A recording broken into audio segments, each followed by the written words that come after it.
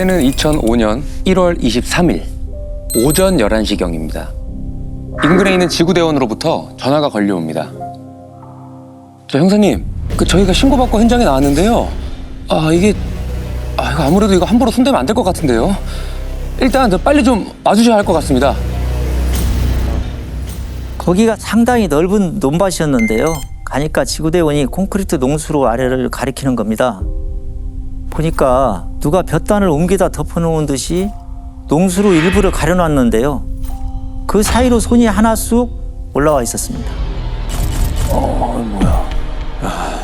농수로 아래로 내려가서 볕단을 안쪽으로 들여다보니까 시신의 상반신이 살짝 보였고요. 바로 가수팀을 불러서 볕단을 걷어내니까 한쪽 팔을 위로 뻗은 채 엎드려 있는 중년의 남성 시신이 드러났는데요. 시신이 좀 이상한 겁니다. 수차례 둔기로 맞은 듯이 머리가 함몰되어 있었고요. 목에도 날카로운 흉기에 찔린 자창이 두 군데 보였는데요. 외상에 비해서는 현장에 혈흔이 많이 흘려있지 않은 겁니다. 그때가 추운 날씨였는데 외투도 없이 와이셔츠에 양복바지만 입고 있었고요. 농수로에 시신을 유기만 했다? 아니 뭐 그 전에 가을에 유기했을 수도 있고 상당 시간이 좀 지났던 그런 상황이 아니었을까. 그건 아닌 것 같았습니다. 시신이 완전히 꽝꽝 얼어서 부패가 전혀 되지 않았던 상태였거든요. 그래서 기온이 영하로 떨어진 최근 어느 시점에 유기됐을 가능성이 높았다고 봤습니다. 그래도 시신이 부패가 된 건 아니라고 하신 거 보니까 적어도 신원 확인은 할 수 있었겠네요? 네, 맞습니다. 시신이 온전한 상태여서 일단 시신을 부검실로 옮기고 신원 확인을 요청했습니다. 근데 거기가 논밭이다 보니까 CCTV가 전혀 없는 지역이어서 정확히 언제 유기가 된 건지는 확인이 불가능한 상황이었습니다. 근데 현장을 둘러다보니까 한 50여 미터 정도 떨어진 지점에 사람도 전혀 보이질 않는데 차량이 한 대 떡하니 서 있는 겁니다. 논밭 사이에 누가 거기다 주차를 해놨을까요? 혹시나 사건과 관련된 차량인가 싶어서 후배 형사한테 확인을 해보라고 보냈는데요. 잠시 후에 후배가 달려와서는 차 문이 잠겨있지 않은 데다가 차가 뭔가 이상한 흔적들이 남아있다고 하는 거예요. SUV에 뒷칸이 화물을 적재할 수 있는 픽업 트럭이었는데요. 차 내부는 사건과 전혀 관련이 없는 듯 보였는데 차량 뒤쪽의 화물칸 안쪽을 보니까 붉은빛이 도는 살얼음이 있는 겁니다. 차량 아래 땅바닥으로 그 액체가 쭉 흘러서 얼어있기도 했고요. 그러면 차주는 바로 확인이 됐나요? 예, 차적 조회를 해봤더니 시신이 발견된 현장에서 6km 떨어진 김포에 살고 있는 55세 남성의 차량으로 확인이 됐습니다. 일단 그 사람을 만나봐야 되잖아요. 형사님은 이 차주를 만날 수도 이 차주에게서 어떤 이야기도 들을 수가 없었습니다. 아니 왜? 그러면 그렇구나.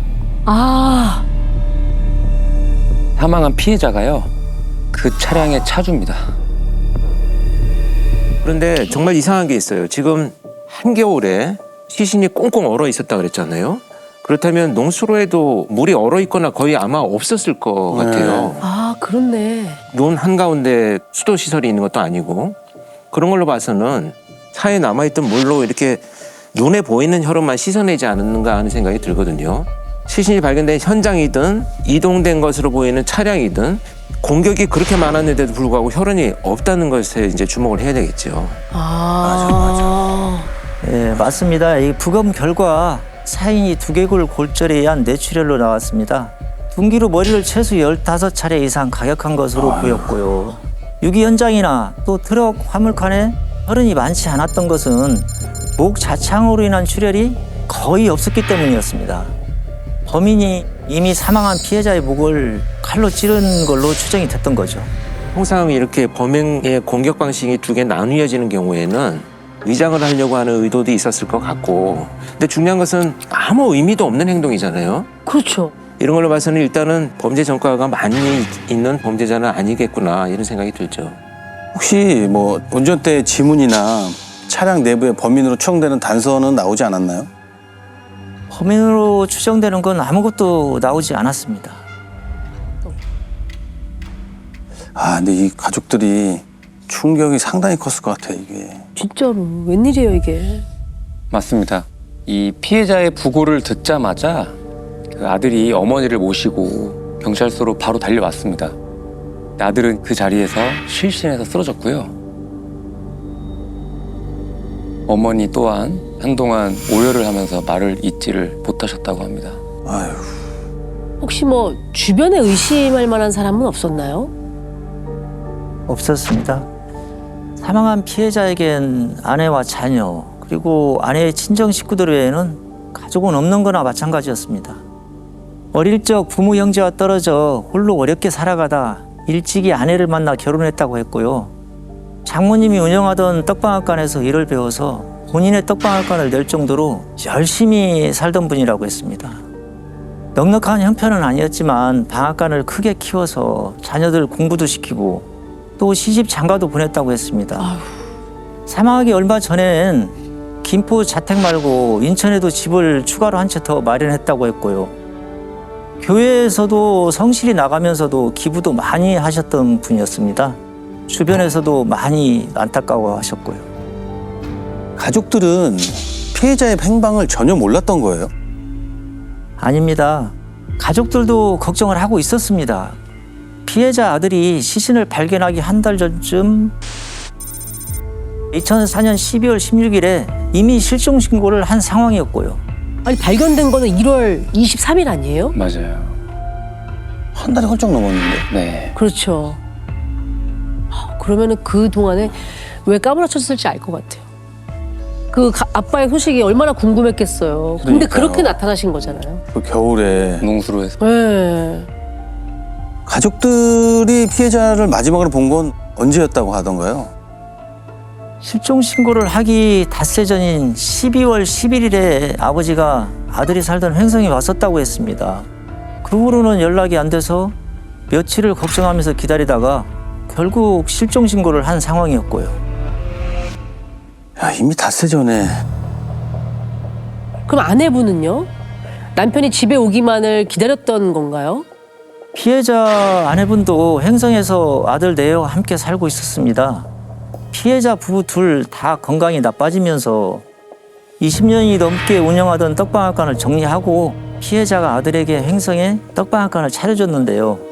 아내는 이제 막 시작한 아들 넷을 도와주러 횡성에서 머무르고 있던 상황이었습니다. 그게 2004년 11월 무렵이었다고 했고요. 야, 그럼 가족들이 본 게 이게 아버지의 마지막. 아휴, 참. 네, 가족들 중에서 유독 아들이 아버지의 죽음을 굉장히 슬퍼했습니다. 아들 부부가 사회복지사였는데 적은 월급으로 힘들게 살까봐 아버지가 매달 200만 원씩 생활비까지 보태줬다고 했습니다. 손주가 태어나자 좀 더 안정적인 생활을 하라고 아버지가 이제 떡방앗간을 차려준 거라고 했고요. 혹시 마지막으로 본 날 아버님에게 별다른 이상한 점은 없었다고 하던가요? 평소와 다르지 않았다고 했습니다. 아버지가 오셨을 때 마침 처가 식구들이 놀러와 있어서 아버지는 저녁만 먹고 집으로 돌아가셨다고 했는데요. 아무래도 그날 바로 사건이 벌어진 상황인 것 같았습니다. 근데 대체 뭐 때문에 그렇게 추정을 하신 거죠? 그것도. 횡성으로 오기 전에 아버님이 지인 결혼식에 다녀온 상황이었습니다. 그리고 시신으로 발견됐을 당시 입고 있었던 옷과 일치했고요. 그럼 혹시 피해자의 차량이 톨게이트를 지난 거는 확인이 됐나요? 네, 아들 집에 간 그날 밤 9시 무렵에 사망자의 차량이 횡성을 빠져나온 후 약 2시간 20분이 지난 시각이죠. 밤 11시 20분경 김포로 들어가는 것까지 확인이 됐습니다. 그래서 피해자의 김포 자택을 수색을 했는데 몸싸움의 흔적이 있거나 루미놀 시약의 반응 전혀 나오지 않았고요. 휴대전화를 사용한 기록도 카드로 결제한 내역도 생활 반응 자체가 전혀 나오질 않았습니다. 그런데요. 이 생각지도 못한 용의자가 등장을 합니다. 피해자 주변을 탐문하던 형사님이 그 지인들에게 심상치 않은 얘기를 하나 듣게 되는데요.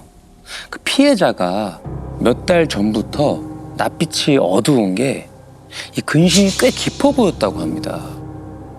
응? 하루 종일 전화기만 붙잡고 막 안절부절 못하다가 상대가 전화를 받으면 잔뜩 화가 나고 막 언성을 높이기까지 했다는 겁니다. 그러면 그 사람이 누구인지는 확인이 됐나요? 인천에 살고 있는 피해자의 처남이었습니다. 천아, 그러니까 아내의 동생이네요? 인천에 사는. 시신이 인천에서 발견됐잖아요. 네. 처남이 말이 안 되지. 처남이 왜? 저희도 처음에는 믿기질 않아서 우선 피해자 통화 기록을 조회해 봤는데요. 예전에는 연락을 거의 하지 않던 두 사람이 피해자가 방앗간을 정리하기 1년 전부터 부쩍 자주 통화한 기록이 나왔어요. 피해자가 사망하기 전인 3개월 전부터는 피해자가 계속 처남에게 전화를 걸고 처남은 피하다가 한 번씩 통화가 이루어졌던 걸로 확인이 되더라고요. 그렇다면 다른 사람은 몰라도 아내분은 알았을 수 있죠. 그렇지. 설마 동생이 남편을 죽였을 리는 없을 것 같아서 얘기를 안 했던 거라고 했습니다. 1년 전쯤 남편이 떡방앗간을 정리할 무렵에 동생이 사업 자금이 필요하다고 연락을 해왔다고 했고요. 당시 남편에게는 3억 원 정도의 자금이 있었는데 그중에 2억 원을 남동생에게 빌려줬다고 했습니다. 사망한 남편의 금융거래 내역을 확인했더니 실제로 남편이 시신으로 발견되기 딱 1년 전이죠. 2004년 1월에 처남에게 2억 원을 송금한 것도 확인됐고요. 아내 말로는 남동생이 돈을 빌려가면서 1년에 3천만 원 정도면 누나 부부가 생활할 수 있지 않냐는 말을 하면서 매달 이자로 250만 원씩을 주고 3년 뒤에 원금을 갚겠다는 약속을 했다고 합니다. 그런데 최근 몇 달간 남동생이 약속을 어긴 채 이자를 보내지 않자 남편이 불안해했었다고 했고요. 처남은 만나보셨나요? 네, 인천이라서 바로 찾아가서 만났는데요. 만나자마자 느낌이 썩 좋지는 않았습니다. 비싼 옷에 명품 시계까지 차고 있는 게 아무래도 피해자에게 약속한 이자를 못 줄 정도로 어려운 형편은 아닌 것 같아 보였거든요. 이자는 왜 안 준 거라고 합니까? 진행하고 있던 사업에 문제가 생기면서 굉장히 곤란한 상황에 처했었다고 했습니다. 매형이 계속 전화를 해서 밀린 이자를 보내든가 아니면 원금의 일부라도 갚으라고 재촉을 하니까 전화를 몇 번 피했던 거라고 했고요. 자신은 매형의 죽음과는 아무런 관련이 없다면서 억울해했었습니다. 혹시 12월 11일 그 횡성에서 아들네에서 김포로 올 때 처남의 행적은 어땠는지 그거를 확인해야 되지 않을까요? 그날 처남의 행적을 샅샅이 확인했는데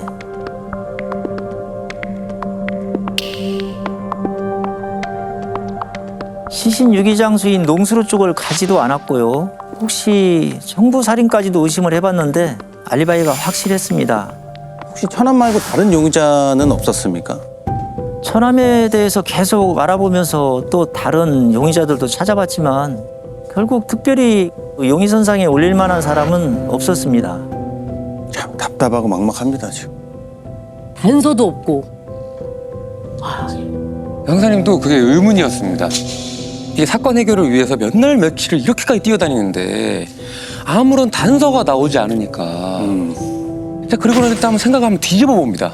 지금껏 단 한 번도 의심하지 않았고 그래서 가보지 않은 곳이 딱 한 군데가 떠오르더랍니다. 거기가 어딘데요? 바로 횡성입니다. 알 거야. 횡성에 아들이 살고 있었잖아요. 아들 와이프와 어머니가. 갑자기 거긴 왜 가신 거죠? 피해자의 시신이 발견되고 난 이후에 모자가 인천으로 와서 참고인 조사를 받고 김포로 돌아갔기 때문에 횡성의 수사가 전혀 이루어지지 않은 상황이었습니다. 그러네. 유가족이어서 의심하기도 조심스러웠고요. 피해자의 마지막 행적 중에 정확히 확인된 건 횡성뿐이라서 거기서부터 다시 수사를 시작해야 할 것 같은 생각이 들었던 거죠. 살아계셨을 때 행적을 다시 역추적을 해볼 필요는 있으니까. 처음부터 다시 시작하는 거죠. 근데 횡성은 사망하신 분뿐만 아니라 그 가족도 연고가 없다고 하지 않았나요? 그러게요. 그러니까 아는 사람이 아무도 없는 횡성에서 피해자가 범행을 당한 거라면 범인이 비면식범이라고 생각을 하신 거예요? 면식범인지 비면식범인지 구분조차 어려웠기 때문에 그것까지 추정하지 못했습니다. 다만 범행이 반드시 인천이나 김포에서만 벌어졌을 거라는 생각을 고려할 것 같은 생각이 들었던 거죠. 그래서 빠르게 훑어나 보고 오자 싶어서 2개 강력티 형사 8명이 같이 행성으로 갔던 겁니다. 그래서 행성 어디로 먼저 가보신 거예요? 먼저 떡방앗간부터 가봤습니다. 저희가 도착했을 때 아들은 없었고요. 피해자의 아내분만 계셨는데요. 가자마자 좀 놀랐습니다. 여기서 과연 떡을 만들 수 있을까 싶을 정도로 굉장히 지저분한 겁니다. 한동안 가게 문을 닫았던 것처럼 보일 만큼요. 근데 사실은 그거는 뭐 아빠가 돌아가셨으니까. 뭐 일이 손에 잡히겠습니까? 네, 상심이 크니까 제대로 뭐 방앗간 운영 못할 수도 있죠. 그렇죠. 형사님들도 그 방앗간 상황을 보고 안타까운 마음이 먼저 들었다고 합니다. 그런데요, 방앗간하고 연결돼 있던 아들 내외의 집에 들어가는 순간 이 상황이 180도 바뀝니다. 집에 방이 2개였는데요. 그중 피해자 아내가 쓰고 있는 작은 방 벽지가 좀 이상하게 너무 깨끗한 겁니다. 그래서 아내분한테 혹시 작은 방에 도배를 새로 하신 거냐고 물어봤죠. 그랬더니 구정을 맞아서 보름 전쯤 1월 말에 새로 벽지를 발랐다고 했습니다. 아, 이렇게 되면 불안하다. 또 이거 불안하네. 괜히 불안하다. 그러니까. 이 아버님이 횡성에 가게를 얻어준 시점이 3개월 전이라고 하지 않았나요? 그렇네. 그럼 이사한이 3개월 만에 도배를 다시 한 거란 얘기예요? 그렇죠. 굳이 작은 방만 따로 도배를 했을까 하는 의심이 더 많이 들죠. 그때 같이 갔었던 강력팀 중에 현장에서 루미놀 검사를 해봤던 형사가 있어서 혹시 모르니 당장 시약을 만들어서 뿌려보자 이렇게 했는데 이제 그때 그 형사랑 한바탕 큰 언성이 또 오가기도 했었습니다. 아니 형사님들끼리 언성이 오가요? 루미놀 때문에? 왜요? 지금껏 봐왔던 현장과는 다르게 장판에서 너무 강렬한 시약 반응이 나온 겁니다. 시약을 잘못 제조를 했나 싶을 정도로 깜짝 놀랐습니다. 아내가 정말 그 범인이었다면 내심 놀랬을 것 같은데 반응은 어땠습니까? 일단은 장판에서 나온 혈흔이 피해자 것인지 확인이 필요해서 급하게 장판 일부를 좀 잘라가지고 국가수로 보냈는데요. 저희가 움직일 때마다 피해자 아내가 계속 저희를 그림자처럼 쫓아다녔습니다. 불안했겠지. 장판까지 오려냈으니까. 그래서였을까요? 그 미세하게 조금씩 이 불안을 내비치던 피해자의 아내가 형사님한테 이런 질문을 갑자기 불쑥합니다. 저 형사님, 저 혹시 그 우리 남편 죽인 범인이요. 잡히면 몇 년이나 살아야 돼요? 집에 범행에 쓰인 뭐 둔기나 흉기 같은 건 없었나요? 둔기로 추정되는 물건은 모두 루미놀 시약 검사를 해봤는데요. 나오는 게 없었습니다. 그래서 일단 아내한테 태연하게 우리가 이제 행동을 했죠. 단순히 그날 마지막 행적을 확인하기 위해서 온 것 뿐이니까 기다려 보시라고 그렇게 얘기를 하고 두 사람이 카드 결제 내역을 요청을 했는데 아들의 카드로 지물포에서 결제한 게 나온 겁니다. 아, 결제 날짜를 딱 보니까 2004년 12월 12일이었습니다. 그럼 11일 날 범행 저지르고 다음날 벽지로 살아간 거네요. 그리고 실종 신고를 한 거죠. 네. 가족이기 때문에 어떤 형태로든지 공동 정범일 가능성은 높아 보입니다. 문제는 이렇게 모자가 같이 범행을 저질렀다고 하면 자백받기가 정말 쉽지 않습니다. 일반적인 죄수들은 죄수의 딜레마라는 게 있어서 서로 미루기 때문에 자백이 쉽게 나오지만 가족관계에서는 결코 쉽지가 않습니다. 그래서 피해자의 시신이 발견된 지 딱 한 달째였던 2월 23일 형사님은 횡성 파출소로 아들만 따로 소환을 합니다. 아들의 입을 먼저 열어보기로 한 거죠. 어쩌면은 엄마는 그냥 다 네. 더 숨길 수 없다라고 생각하는 순간에 다 자기가 했다라고 할 수도 있으니까. 그렇지. 그래서 아들부터 일단 흔들어 보셨군요. 예, 맞습니다. 아무래도 바로 직격탄을 날려서는 입을 열 것 같지 않아서 아버지와 어머니가 평상시 사이가 어땠는지 의심 가는 사람은 있는지 뭐 아들을 계속 떠봤는데 끔찍도 안 했습니다. 직접 증거가 없는 상황에서 더 이상 몰아붙일 수가 없어서 일단 집으로 돌려보냈습니다. 저희도 이제 인천으로 돌아가고 있는데 사무실에서 전화가 오더라고요. 오자가 자수했다고 했습니다. 그래서 두 사람은 뭐라고 하던가요? 역시나 예상과는 한치의 오차도 없었습니다. 피해자의 아내는 자기 아들이 아무것도 몰랐고 모든 건 다 자기 탓이라고, 자신이 벌인 일이라고 합니다. 아들은 아버지를 살해하고 유기한 게 모두 본인이라고 했습니다. 아, 모자가. 왜? 도대체 누구 말이 맞았던 건지, 누가 남편이 이제 아버지를 살해한 겁니까 도대체? 아들이었습니다. 아버지를 횡성으로 부른 것도 아들이었고요. 기가 막혔던 건 그날 때마침 처가 식구들이 횡성에 놀러 왔던 것도 계획에 다 포함되어 있었습니다. 아, 아내와 아이를 친정 식구들과 함께 처갓집으로 보내면서 알리바이까지 만들었던 거고요. 망치로 아버지를 내려쳤다고 했습니다. 유기도 혼자서 했고요. 그 사이 어머니는 횡성 집에 남아서 혈흔을 닦아냈다고 했습니다. 이미 사망한 아빠를 왜 또 칼로 그렇게 잔인하게. 목을 공격했냐 이거죠. 이미 사망한 상태에서. 강도 살인으로 위장하려고 했다고 했습니다. 남편을 살해하게 된 동기가요, 살해 한 달 전에 했던 부부싸움 때문이라고 주장합니다. 에이, 부부싸움의 둥기로 머리를 너무 그러니까요. 말도 안 되는 거지. 그것도 한 달 전에 일어났던 싸움이요? 남편이 집이 지저분하다면서 이제 아내에게 잔소리를 했다는데요.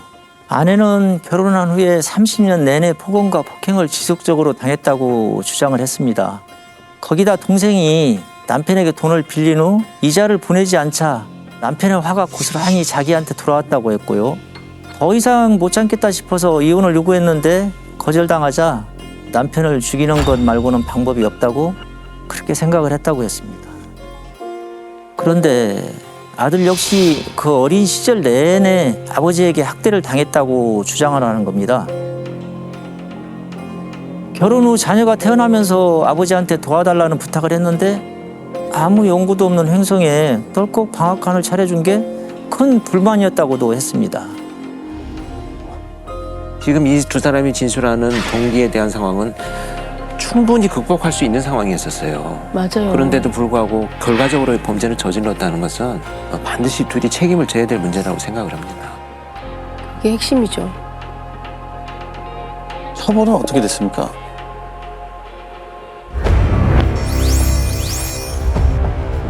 주범인 아들은 징역 12년을 받았고요. 공범인 아내는 징역 6년을 선고받았습니다. 너무 황당한데요? 아, 그러니까. 전과가 없는 데다가 아들이 마지막에 자수한 점이 역시나 참작이 됐고요. 결정적으로 유족들의 선처가 감형의 사유가 되었습니다. 이게 뭐죠? 범인들이 유족이잖아요. 그래서 이제 가 남은 유족이 되었고 그 남은 유족이 선처를 또 이제 6년과 12년으로 된 거죠. 이야. 다른 이런 유사한 사건에서 보면 남은 유가족들은 그나마 남은 가족을 또 생각을 하는 경우들이 있어요. 도무지 이해 안 가는데라고 하지만 실제 그런 경우들이 많이 있어 왔어요.